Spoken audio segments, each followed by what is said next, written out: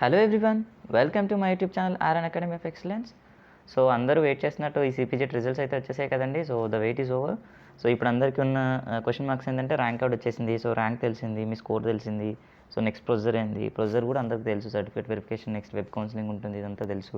కాకపోతే మీకున్న ర్యాంక్ అనేది మెయిన్ క్యాంపస్ ఆర్ సబ్ క్యాంపస్కి ఎలిజిబులా కాదా అనేది మీకు ఒక డౌట్ ఉండొచ్చు. నెక్స్ట్ అట్లనే సర్టిఫికేట్ వెరిఫికేషన్కి ఏమేమి సర్టిఫికేట్స్ కావాలో అది ఒక డౌట్ ఉండొచ్చు కదా. సో మన thumbnail ప్రకారం మీ ర్యాంక్ చెప్పండి, మీ సీట్ ఎక్కడ వస్తుంది నేను చెప్తా. సో కమెంట్స్ చేయండి. మాక్సిమం నేను అందరి కమెంట్స్కి అయితే రిప్లై ఇవ్వడం అయితే జరుగుతుంది. చిన్న చిన్న టెక్నికల్ ఇష్యూస్ వల్ల ఏమైనా ఒకళ్ళిద్దరు మిస్ అవ్వచ్చు. రిపీటెడ్గా పెట్టండి ఒకవేళ నేను మీ కమెంట్ రిప్లై ఇవ్వకపోతే. సో సబ్ క్యాంపస్ అదేవిధంగా మెయిన్ క్యాంపస్లో ఎన్ని సీట్స్ ఉన్నాయి, సో ఆ సీట్స్ ప్రకారం ఏ ర్యాంక్ ఉన్న వాళ్ళకి వాటిలో సీట్ వచ్చే ఛాన్స్ ఉందో నేను ఈ వీడియోలో చెప్పే ప్రయత్నం చేస్తాను అండి. సో ఈచ్ అండ్ ఎవ్రీ సబ్జెక్ట్కి ఎన్ని సీట్స్ ఉన్నాయని నేను డేటా అనేది పక్కన పెట్టానండి. సో దాన్ని బట్టి మీ ర్యాంక్ ఎలిజిబుల్ కాదో నేను ఈ వీడియోలో చెప్పే ప్రయత్నం చేస్తాను అండి. సో అదేవిధంగా సర్టిఫికేట్స్ రిక్వైర్డ్ ఫర్ వెరిఫికేషన్ అని చెప్పేసి ఇప్పుడు మనకి ర్యాంక్ అవుట్ ఉంది కదండి. ర్యాంక్ అవుట్ కిందనే మీకు ఇన్స్ట్రక్షన్స్ ఉన్నాయి. సో అందులోనే మీకు ఏ సర్టిఫికేట్స్ కావాలో వాళ్ళు క్లియర్గా అయితే ఇవ్వడం జరిగింది. సో డేట్స్ అయితే రాలేదు ఇంకా సర్టిఫికేట్ వెరిఫికేషన్కి. సో వితిన్ 2 డేస్లో అట్లా స్లాట్ బుక్ చేసుకోమని చెప్పి అయితే మనకు ఒక లింక్ వస్తుంది. సో ఆ లింక్ ఓపెన్ చేసి మీరు పేమెంట్ అయితే చేసినట్లయితే లాస్ట్ ఇయర్ 500 ఉందంటండి. సో ఇంకా కొంచెం ఎక్కువ అవ్వచ్చు, మేబీ అరౌండ్ 700 అట్లా. సో లేకపోతే అదే 500 ఉండొచ్చు. సో ఆ స్లాట్ బుకింగ్ అనేది మీరు చేసుకున్నట్లయితే మీరు సర్టిఫికేట్ వెరిఫికేషన్కి ఎలిజిబుల్ అవుతారు. సో ఆన్లైన్లో ఉంటుందండి ఈ ఇయర్. ఎవ్రీ ఇయర్ అయితే గవర్నమెంట్ కాలేజెస్లో సో ఇన్ పర్సన్ వెళ్ళి వెరిఫై చేయించుకునేది ఉండే. ఈ ఇయర్ మాత్రం ఆన్లైన్లో చేయొచ్చు. సో మీరు అవి రిక్వైర్డ్ డాక్యుమెంట్స్ అన్ని అప్లోడ్ చేస్తే మీ సర్టిఫికేట్స్ అనేవి వన్స్ వెరిఫై అయిపోతే మీరు వెబ్ కౌన్సిలింగ్కి వెళ్ళొచ్చండి. వెబ్ కౌన్సిలింగ్ అనేది సో వెబ్ ఆప్షన్స్ అనేవి 3 phases ఉన్నాయండి లాస్ట్ ఇయర్ అయితే. సో ఈ ఇయర్ కూడా మోస్ట్లీ 3 phases ఉంటాయి. సో సీట్స్ మిగిలే కొద్ది ఫేస్ అనేది అవసరం పడుతుంది కదండి. సో మ్యాక్సిమం ఫస్ట్ ఫేజ్లో అందరూ ర్యాంకర్స్, మంచి ర్యాంకింగ్ ఉన్నవాళ్ళు క్యాంపస్ మెయిన్ క్యాంపస్, సబ్ క్యాంపస్లో అలాట్ అయిపోతారండి. వెరాజ్ ఇప్పుడు బ్యాక్లాగ్ సబ్జెక్ట్స్ ఉండి ఎవరైతే రిజల్ట్ వచ్చిందో, ఎవరైతే పాస్ అయ్యారో వాళ్ళకి ఇంకా మెమోస్ అనేవి రాలేదు కదండి. సో రిజల్ట్ వచ్చిన 2 weeks పడుతుందండి మెయిన్ మెమో రావడం కోసం. సో అరౌండ్ 15 days పడుతుంది కదా. సో రిజల్ట్ వచ్చి ఆల్రెడీ ఒక 4-5 days అవుతుంది కదా. సో ఇంకో 10 daysలో అయితే మీ మెయిన్ మెమోస్ వస్తాయి. సో అప్పట్లోపు ఫస్ట్ ఫేజ్ అయిపోతే మీరు సెకండ్ ఫేజ్కి అయితే మీరు ట్రై చేసుకోవచ్చు. అదేవిధంగా రిజల్ట్ ఫెయిల్ అయ్యి రీవాల్యుయేషన్కి వెళ్ళిన వాళ్ళు ఉంటారు కదా. సో 18th వరకు ఉంది కదండి without late fee revaluation. So వాళ్ళకి 1 monthలో రిజల్ట్ వస్తుంది. సో 1 monthలో అంటే అప్పటికి మేబీ థర్డ్ ఫేజ్ ఇంకా అవ్వకపోవచ్చు. సో థర్డ్ ఫేజ్లో వాళ్ళు ట్రై చేసుకోవచ్చు రీవాల్యుయేషన్లో పాస్ అయ్యి ఉన్న వాళ్ళు ఉంటే. సో ఈ ఫర్దర్గా చూసుకున్నట్లయితే నేను ఇక్కడ నా ర్యాంక్ కార్డ్ షేర్ చేస్తున్నాను అండి. సో నేను కూడా ఈ ఇయర్ రాసిన వాడిని. సో ఫస్ట్ అటెంప్ట్లోనే సో 31 ర్యాంక్ వచ్చింది నాకు స్టాటిస్టిక్స్, ఎంఎస్సీ స్టాటిస్టిక్స్. సో ఒక్కసారి ఇన్స్ట్రక్షన్స్ చూసినట్లయితే మీరు ఇక్కడ so required certificates for online certificate verification అని ఉంది కదండి. సో ఫస్ట్ మీ ర్యాంక్ కార్డ్ కావాలి. Next hall ticket of CPZ. So ఇప్పటికీ మీరు డౌన్లోడ్ చేసుకోవచ్చు హాల్ టికెట్.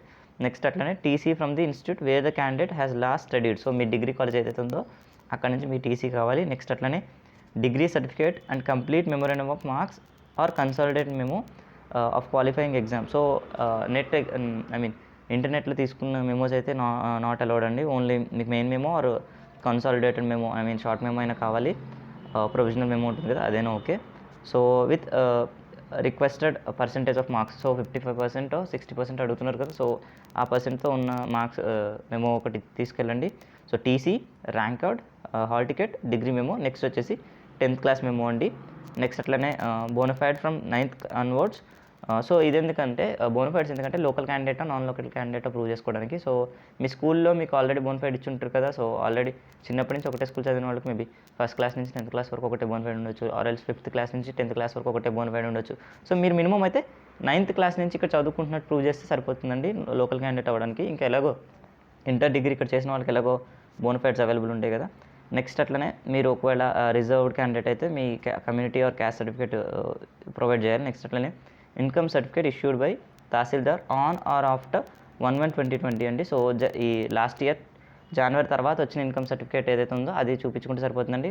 ప్రత్యేకంగా మళ్ళీ ఇప్పుడు రెన్యువల్ చేయించుకోవాలని ఏం లేదు. లాస్ట్ ఇయర్ ఏమైనా ఉంటే అది పెట్టేసుకోండి. నెక్స్ట్ అట్లనే special category like physically handicapped వాళ్ళకి డిజేబిలిటీ సర్టిఫికేట్ ఉంటుంది కండి, అది కానీ లేకపోతే ఎన్సీసీ, ఎన్ఎస్ఎస్ వాళ్ళకి కూడా స్పెషల్ సర్టిఫికేట్స్ ఉంటాయి కదా, వాళ్ళకి కానీ స్పోర్ట్స్ కేటగిరీలో ఉన్న వాళ్ళకి సో పర్టికులర్ స్పెషల్ సర్టిఫికేట్స్ అని మీరు ప్రొవైడ్ చేయాలి. అదేవిధంగా ఆధార్ కార్డ్ అండి.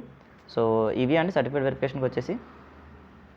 నెక్స్ట్ చూసుకున్నట్లయితే ఇప్పుడు మెయిన్ చాలామంది అడుగుతున్నారు, అన్న ఓఈ క్యాంపస్లో సీట్ వస్తుందా, నాకు ఈ ర్యాంక్ వచ్చింది అని చెప్పి చాలామంది అడుగుతున్నారు కమెంటేటర్స్. సో చూసుకున్నట్లయితే ఫస్ట్ కెమిస్ట్రీ గురించి మాట్లాడుకుందామండి. కెమిస్ట్రీకి మెయిన్ క్యాంపస్లో 64 సీట్స్ ఉన్నాయండి. వేరే సబ్ క్యాంపసెస్ చూసుకుంటే ఆన్ ఏ హోల్ 167 సీట్స్ ఉన్నాయండి. సో మెయిన్ క్యాంపస్లో 64 సీట్స్ ఉన్నాయి కదా.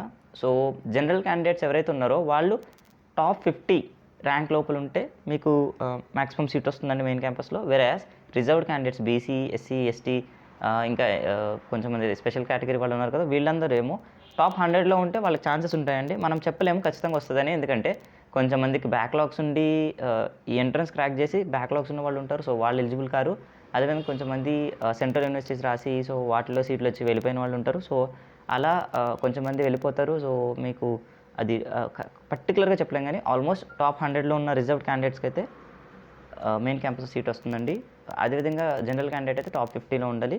నెక్స్ట్ అట్లాంటి సబ్ క్యాంపస్ చూసుకున్నట్లయితే చాలా సీట్స్ ఉన్నాయండి. కెమిస్ట్రీకి 167 సీట్స్ ఉన్నాయి. సో దీన్ని బట్టి మనం చెప్పేది ఏంటంటే టాప్ 400 ర్యాంక్స్లో ఉన్న వాళ్ళు, కెమిస్ట్రీ రాసి టాప్ 400 ర్యాంక్స్లో ఉన్న వాళ్ళు ఎవరైనా ఉన్నారంటే వాళ్ళందరూ మ్యాక్సిమం సబ్ క్యాంపస్లో వచ్చేసి ఛాన్స్ ఉందండి. సో ట్రై చేసుకోండి. టాప్ 100లో మెయిన్ క్యాంపస్లో ఫిల్ అయిపోతే మీకు టాప్ నెక్స్ట్ 300 వాళ్ళు ఉంటారు కదా, సో వాళ్ళు రిజర్వేషన్స్ అప్లై చేసుకుని, సో మీ ర్యాంక్ కార్డులో రిజర్వేషన్స్ అనేవి అప్లికేబుల్ అవ్వలేదండి. ఓన్లీ ర్యాంక్ కార్డ్ని ఇన్ఫ్లుయెన్స్ చేసేది మీ స్కోర్, అదేవిధంగా మీ ఏజ్ అండి. సో ఏ రిజర్వేషన్ ఫ్యాక్టర్ ఇంకా ఇన్ఫ్లుయెన్స్ చేయలేదు దాని మీద. సో సీట్ అలాట్ చేసేటప్పుడు రిజర్వేషన్ అప్లై అవుతుందండి. సో చూసుకోండి, టాప్ 350, 400 ర్యాంక్స్ లోపల ఉన్న వాళ్ళు సబ్ క్యాంపస్లకు ట్రై చేసుకోవచ్చు. నెక్స్ట్ అట్లనే ఫిజిక్స్ చూసుకున్నట్లయితే మెయిన్ క్యాంపస్లో 137 సీట్స్ ఉన్నాయండి. ఎందుకంటే 137 సీట్స్ ఇన్ ది సెన్స్ ఒకటే ఫిజిక్స్ కాదు. సో జియో ఫిజిక్స్ ఉంది, మ్యాటర్డ్ ఫిజిక్స్ ఉంది, నానో ఫిజిక్స్ ఉంది, సో ఎలక్ట్రానిక్స్ ఫిజిక్స్ ఉంది, చాలా ఉన్నాయి కదా. సో నాకైతే తెలియదు, నేను ఫిజిక్స్ స్టూడెంట్ కాదు. సో నేను చూసినట్లయితే 137 సీట్స్ ఉన్నాయండి ఫిజిక్స్ మెయిన్ క్యాంపస్లో. So top 200 ranks reserved candidates, top 200 ranks లోపల ఉన్న వాళ్ళు మెయిన్ క్యాంపస్లో వచ్చే అవకాశం ఉందండి. అదే జనరల్ క్యాండిడేట్స్ అయితే టాప్ 100లో ఉంటే మీకు మెయిన్ క్యాంపస్లో వచ్చే ఛాన్స్ ఉందండి. సో అదేవిధంగా సబ్ క్యాంపస్ చూసుకున్నట్లయితే అరౌండ్ 86 సీట్స్ ఉన్నాయండి. Sub campus in the sense Nizam, Koti women's college, PG Saifabad, PG Secunderabad, so ఇవ్వండి. సో ఇవి వచ్చేసి 86 సీట్స్ ఉన్నాయి. సో ఆన్ ఏ హోల్ మీకు చెప్పాలంటే టాప్ 300 లోపల ఉన్న వాళ్ళకి ఫిజిక్స్లో main campus or sub campus వస్తుందండి. సో మెయిన్ క్యాంపస్ అయినా సబ్ క్యాంపస్ అయినా హాస్టల్ అకామిడేషన్ అయితే ఉంటుందండి. సో నెక్స్ట్ అట్లా చూసుకున్నట్లయితే బయోటెక్నాలజీ అండి. బయోటెక్నాలజీ మెయిన్ క్యాంపస్లో 24 సీట్సే ఉన్నాయండి.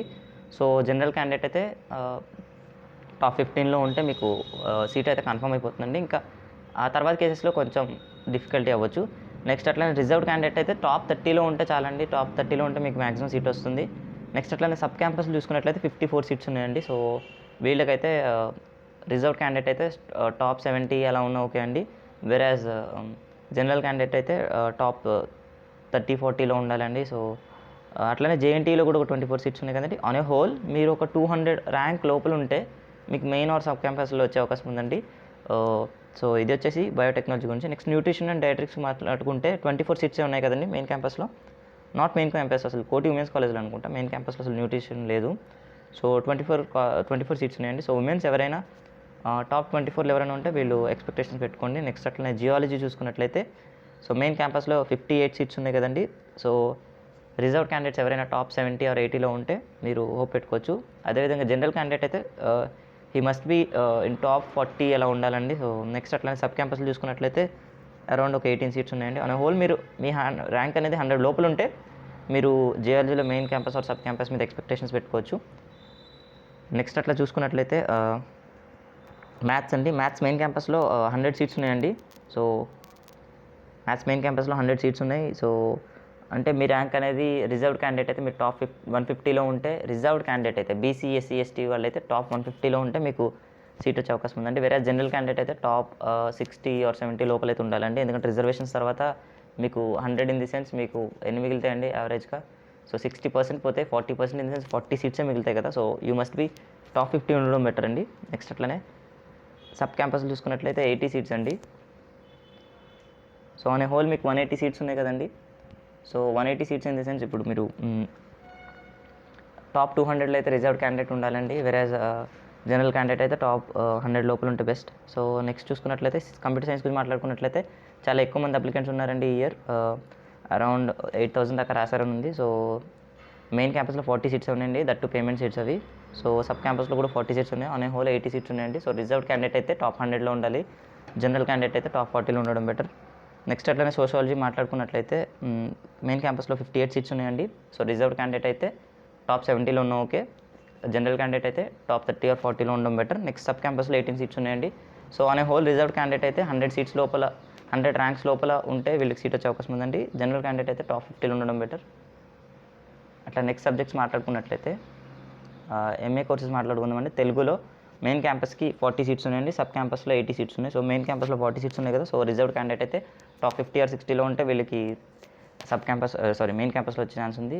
జనరల్ క్యాండిడేట్ అయితే టాప్ 30లో ఉండడం బెటర్. సబ్ క్యాంపస్లో 80 సీట్స్ ఉన్నాయి కదండి. సో అంటే on a whole me rank అనేది 200 లోపల ఉంటే మీకు మెయిన్ ఆర్ సబ్ క్యాంపస్ వచ్చే అవకాశం ఉంది రిజర్వ్డ్ క్యాండిడేట్స్కి. జనరల్ క్యాండిడేట్ అయితే he must be top 80 or top 100 లోపల ఉండాలండి. ఇంకా హిందీ మాట్లాడుకున్నట్లయితే మెయిన్ క్యాంపస్లో 42 సీట్స్ ఉన్నాయండి.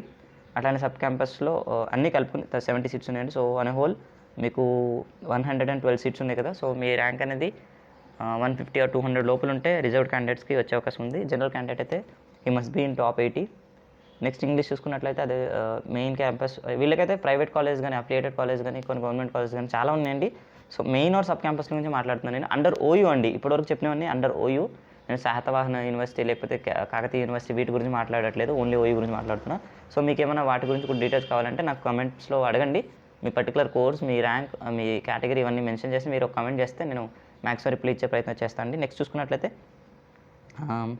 ఇంగ్లీష్ గురించి మాట్లాడుతాం కదండి. సో మెయిన్ క్యాంపస్లో 42 సీట్స్ ఉన్నాయి. అట్లా సబ్ క్యాంపస్లో 96 సీట్స్ ఉన్నాయండి. On a whole around 150 seats దాకా ఉన్నాయి. సో మీ ర్యాంక్ అనేది టాప్ 200లో ఉంటే రిజర్వ్డ్ క్యాండిడేట్ అయితే మీకు వస్తుందండి. సో జనరల్ క్యాండిడేట్ అయితే టాప్ 100లో ఉండడం బెటర్. అట్లానే మాస్ కమ్యూనికేషన్ అండ్ జర్నలిజం గురించి మాట్లాడుకున్నట్లయితే 54 సీట్స్ ఉన్నాయండి. సో మెయిన్ క్యాంపస్లో అది కూడా.